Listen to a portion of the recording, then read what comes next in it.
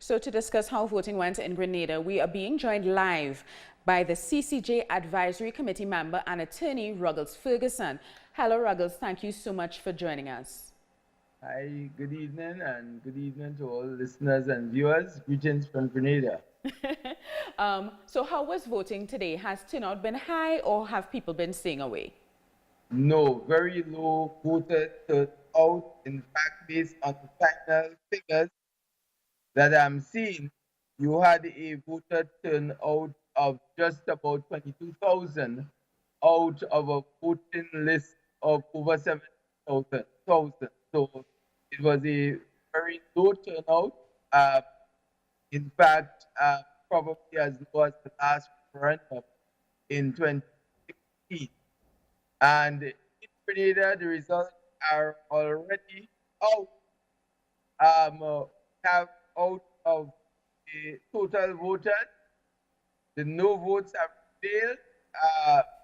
Have 12,100 voters who voted no, and 9,840. So Ruggles, does this mean, so you had a low voter turnout. Does that affect the validity of the referendum results at all? Can it still be adhered to? No, it does not affect it at all. Yes, that's the final result. Actually, succeed to make the CCJ our final appellate court. We required third of those voting, the valid vote cast referendum. So for the bill, it required not only a simple majority, but 2/3 of those voting. In fact, it's a very high level. And as you see from the final result, this yes vote did not get even a simple majority. So those are the final results. I'm not too sure about the results in Antigua. But what we do know is one, low voter turnout, and two, that the no vote prevailed. The no vote prevailed in Antigua? No, we know that no vote prevailed in Grenada. I'm not sure about the Antigua result. So how do you feel about the results? Because I know you're very much a supporter of the CCJ being the final appellate court in Grenada in particular. Right. Well, disappointed with the final result, but of course, it's the will of the people, and the will of the people must be respected. Unfortunately, over the last week, and in particular over the last 7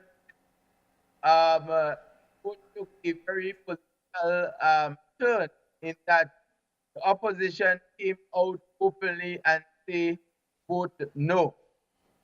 So here you had the ruling party encouraging people to vote yes, and the ruling party saying vote no. And in order to get a 2/3 majority, you need a consensus between government, opposition, civil society organization.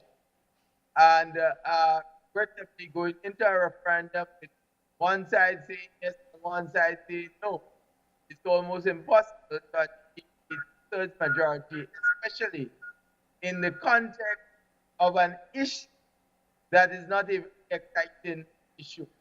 So Ruggles, That's really quickly, the if final y'all vote. had to go to another referendum, what is the timeline for something like that? And what would the CCJ Advisory Committee do differently to try and get a different vote, a different result? Well, first and foremost, you must try to achieve consensus.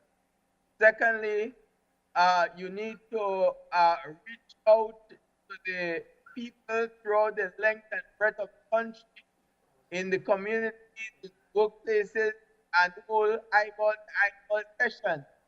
One of the criticisms about this process was that the bill was not sufficiently discussed. In other words, you had pros and cons of A versus the Privy Council. But over the last month, many people began to raise issues about the bill. And whether or not they were justifiable is not important. Fact is, it led to the confusion among persons out there. So, for example, the opposition was saying, yes, CCJ, but no to a bad bill. And they contended that the bill was bad. You had 3 days ago on social media, you had popular positions in advance that the bill was not about the CCJ. But if you voted yes, to allow government to amend the constitution. In fact, the step that failed in the last referendum, 2016, a vote yes would have allowed the government to return all those bills. So you had a lot of information out there, but in achieving a successful result, especially when it's third, it's really trying to get as much consensus as possible, as difficult as it is, and secondly, to really max out on public education throughout the community and the work. Thank you so much for that, Ruggles. Unfortunately, we've run out of time, but I really appreciate your insight and actually live update for us, because we hadn't heard what the actual final results were. So we appreciate chatting with you. We've been speaking to Ruggles Feguson. He's a member of the CCJ Advisory Committee from Grenada, and we've come to the end of this news brief.